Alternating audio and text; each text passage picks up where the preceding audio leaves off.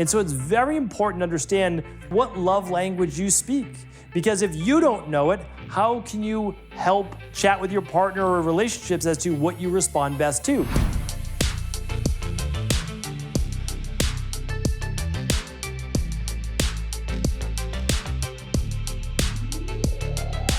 Hey everybody, we are back. It's great to be here. Brand new week here on the Cabral Concept, our Mindset and Motivation Monday. Can't wait to get into today's show, which is based around one of the most popular books that I've ever seen. I actually just went to Amazon to see what the subtitle of the book is, and I'll give you that in just a moment.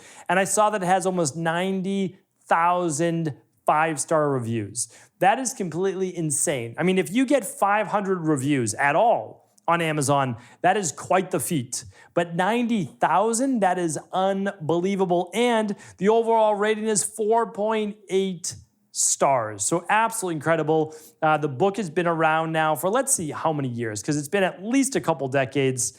And I'll link that up for you. So if you go to stephencabral.com/2670, that's today's show. I will link it up. I'm going to link up, instead of the 3 big takeaways today, I'll link up the 5 big takeaways so that you can make sure that you understand what your preferred love language is. Now, the book, of course, is called The 5 Love Languages. If you haven't heard about it before, that's okay. It's called The Secret to Love That Lasts. And one of the reasons why I wanted to bring this up today isn't just for, significant other-based relationships. It's about becoming more self-aware. You have to understand is that, and I just put a quote out about this on social media, and it said this, it's like, there is no one best way to live your life. There's no one exact diet, no one exact exercise, there's no one exact job or career that works for every single one of us. But there is a formula, right? There are formulas that lead to best lives. I mean, there really are. My life wasn't the best life until I started to better follow the formula. The more I follow the formula, the better my life got, right? And so I look at that, and I'm not going to go too deep in the formula. I've done that before. It's the Be, Do, Get formula, and we can link that up as another podcast, of course, today. But it's becoming self-aware, right? You have to know what it is that you want, then believe that you can actually achieve it, and then work towards that ideal every single day, knowing that it's going to take days, weeks, months, or maybe even years to achieve it. Well, that's our life. Like, our life is made up of our worthy ideals. Our life is made up of the process, not the getting of the thing. Our life is made up of the process of creating an ideal life. And that leads to a great life. If you understand that, I know people throw out the word journey, right? But it's a process. How you live your life, you decide on that process. Positivity, negativity, right? We can't be all positive all the time, but if we have more positivity, more positive days than not, even better. Well, so much of our happiness and our life often does revolve around our relationships. And so it's very important to understand what love language you speak. Because if you don't know it, how can you help chat with your partner or relationships as to what you respond best to? So I didn't know about this until maybe just maybe 5 years ago, 7 years ago. The years fly by, right? So I don't exactly know how many years it's been, but there's a book by Dr. Gary Chapman, and it's a concept book. It's an understanding book of a self-awareness of your life. Like, what do you respond best to? So the 5 love languages, how to express heartfelt commitment to your mate. And basically, this only works in 2 ways. So one, if you can do this with your significant other, your partner, your spouse, your husband, your wife, etc. What I want you to think about is this. You're going to go through these 5. You're going to think about for yourself. Here's the quiz. Which one best describes you? And you can think about a 1A and 1B, okay? Because it's hard to just maybe pick one. But then you want your spouse to do the same, or your partner. And then before you let them know what you chose for you, they have to guess what yours is. And it's a great game to play. My wife and I both did this, and I absolutely recommend. So I'm going to go through the 5 right now. Think about your 1A and 1B, your top 2, all right? Think about your top 1, and then your 1A, your 1B. And then I want your spouse to do the same. So send them, your partner, send them this podcast, have them do it, and then write down what you each felt about you, and then have them try to guess. See how well they know you, or how well you know yourself, because maybe your partner knows you better than you know you. It can happen. All right, so let's go into it. Let's get into it now. The first love language, there are 5, is words of affirmation. What are words of affirmation? Words of affirmation this is the language others use, and we're going to make it about you. So I'm going to make all of this about you. The language others use to affirm other people such as you. So compliments, like, do you love getting compliments? Now, keep in mind, most people are going to enjoy all 5 of these, right? There's no doubt about it. Which one do you enjoy the most? That's the big thing. And sometimes you don't really care, right? Do you care if people, give you adoration and compliments and appreciation and calling you out in a good way, right? Letting people know all the great things that you do, and people and your significant others saying that they appreciate you, they thank you, they don't know what they would do without you, that they love you, right? Those are words of affirmation. Where does that fall in your chart? I'll review them at the end, because as you're thinking about them, like, oh, yeah, of course I like it when my, significant other tells me that they love me and they appreciate me. No doubt about it, right? So we all like that, but where does it fall on your chart? All right, so let's go into it. The second one is quality time. How does this stack up for you? Are you someone that needs a lot of undivided attention from other people in general, but of course your partner? Where does that fall on the hierarchy for you? Spending time together, them taking you maybe away on vacation, asking you to go for a walk so you can talk together, spending quality time at night, putting the phones away, just the two of you talking, chatting, discussing, etc., right? So meaningful conversations just with the two of you. Where does that stack for your friendships, your relationships, and of course, your significant other? The third one is receiving gifts.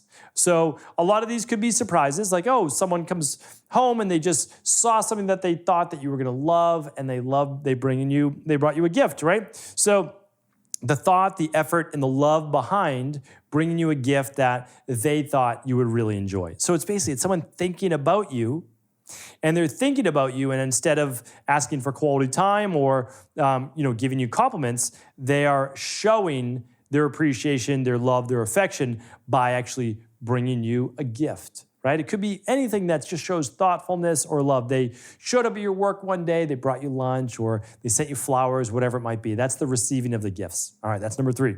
The fourth one is acts of service. So you're probably starting to get it by now.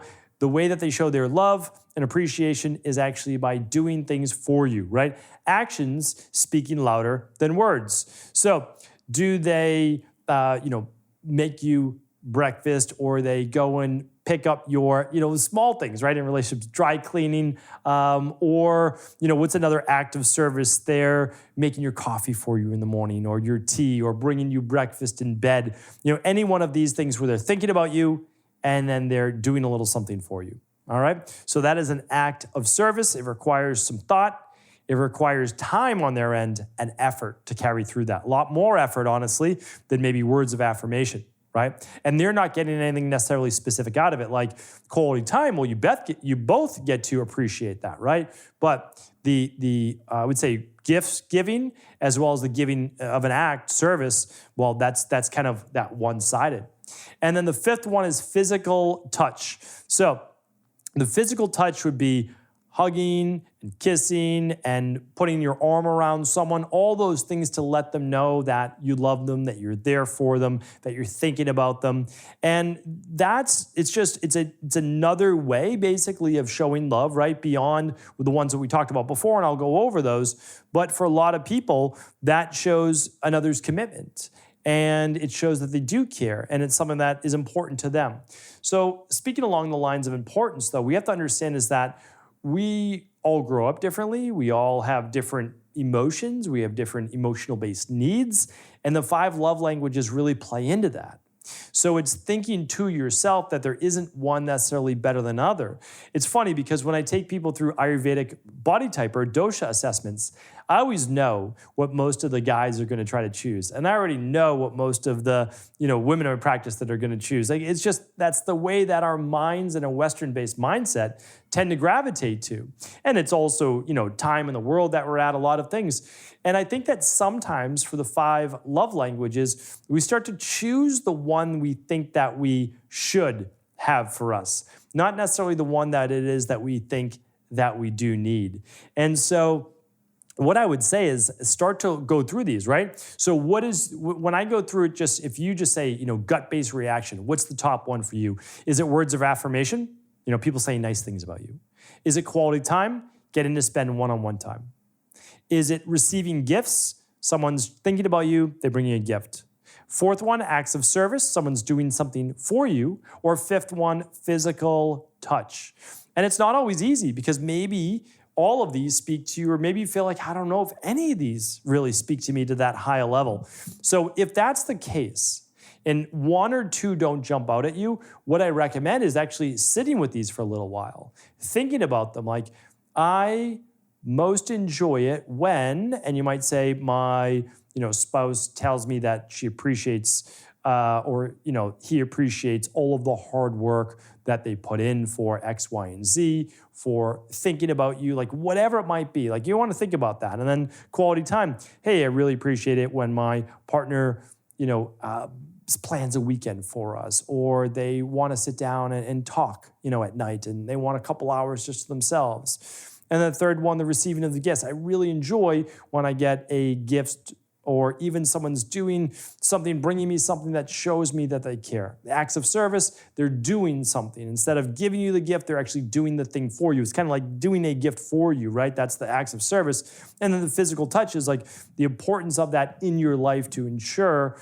or you feel like, okay, you've got that love, that commitment, that appreciation, that affection from someone else in your life. And there is no wrong answer.